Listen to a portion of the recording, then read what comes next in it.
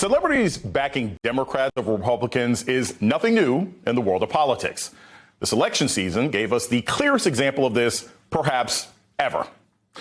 With the change to the Democratic ticket, Vice President Harris officially got the go-ahead from none other than the Queen herself, Beyonce, to use the song Freedom from her 2016 album Lemonade during the campaign season. Back in January of 2021, a few days before Joe Biden's inauguration, his campaign held a We the People concert that included will.i.am, Ben Harper, Fall Out Boy, and Cher, just to name a few.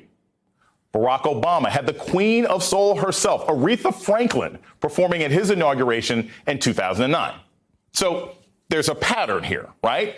But the way musicians are rejecting Donald Trump is like deeper than any diss track I have ever heard.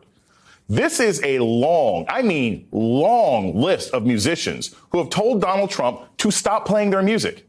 And it includes some of the biggest names: Rihanna, R.E.M., Adele, Queen, Elton John, plus the families of artists we have lost, like Prince and Tom Petty. The list keeps growing. After Trump used a music video of her song, My Heart Will Go On, at his Montana rally on Saturday, Celine Dion denounced it on social media, saying, "In no way is this use authorized, and Celine Dion does not endorse this or any similar use."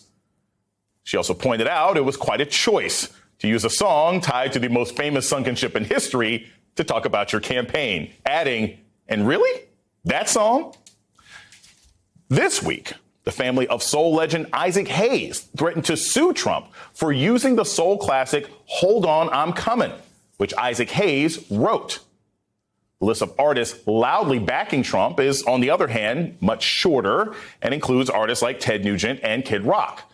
But the ones who are more low-key about it seem to keep Trump at arm's length.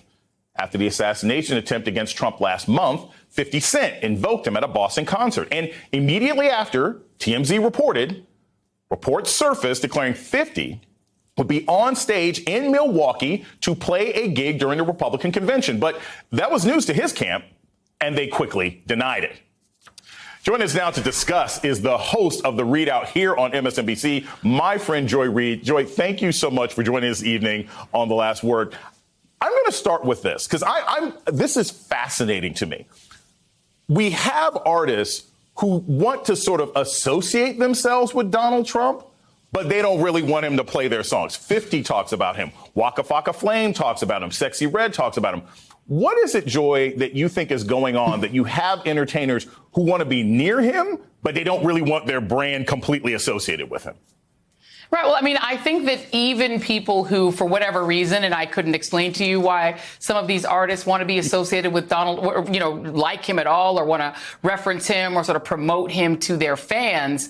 But know that they also are conscious of the fact that he is an anathema to the culture and to the people who buy their records, right? They may be MAGA because they want tax cuts or for whatever reason, but I think they're reading properly, and maybe their publicists are on their behalf reading properly where Donald Trump stands culturally in this country. He stands at the fringes. He stands with people like Kid Rock, who is so far out of date. He's a fringe part of the culture from like the early 90s. So Donald Trump just does not have a place in the popular culture as much as he would love to. I want to play you some sound from one of the most famous instances of a Republican trying to latch on to popular music. This is from Reagan. And get your response on the other side. America's future rests in 1,000 dreams inside your hearts. It rests in the message of hope in songs of a man so many young Americans admire, New Jersey's own Bruce Springsteen.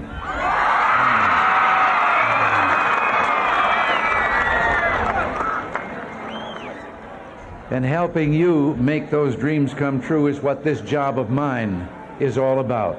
In that case, I think what's also telling is Bruce Springsteen was speaking about a culture of people who have been left behind.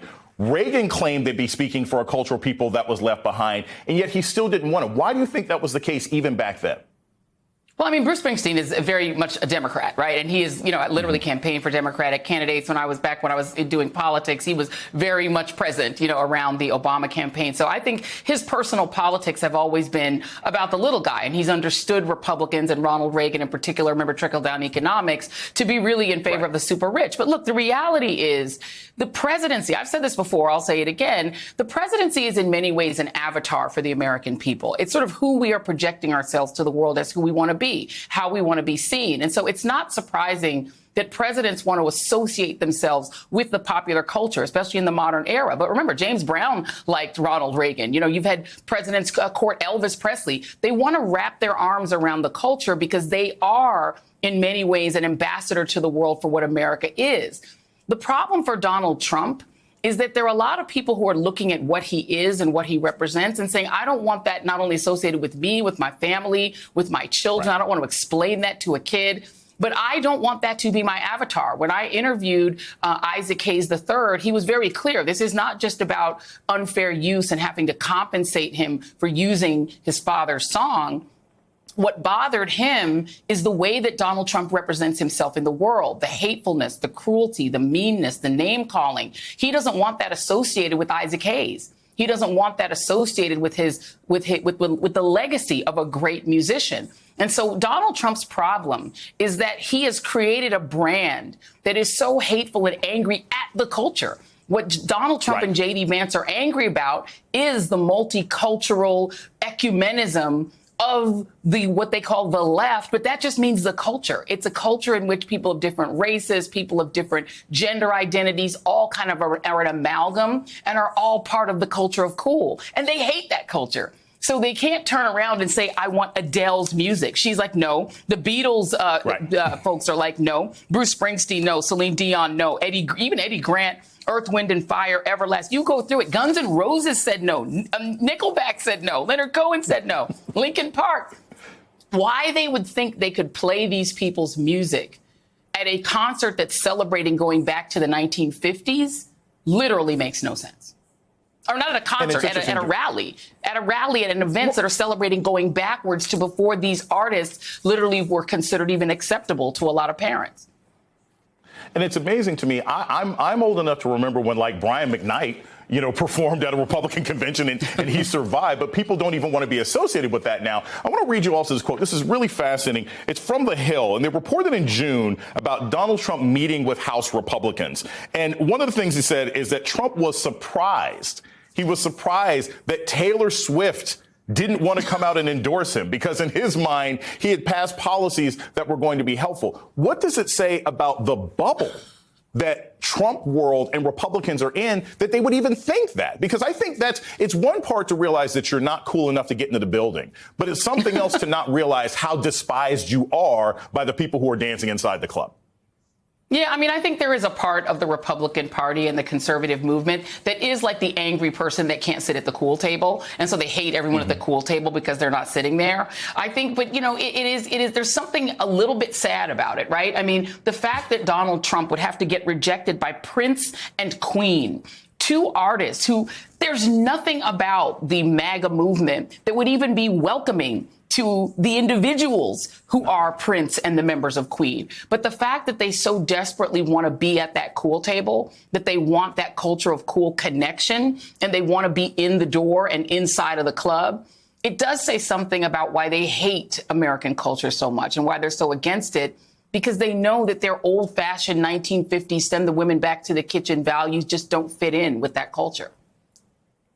They desperately want to be in the club, but 50 won't let them use that song. Joy Reid, thank you so much for joining us tonight on The Last Word. Thank you. Thank you, my friend.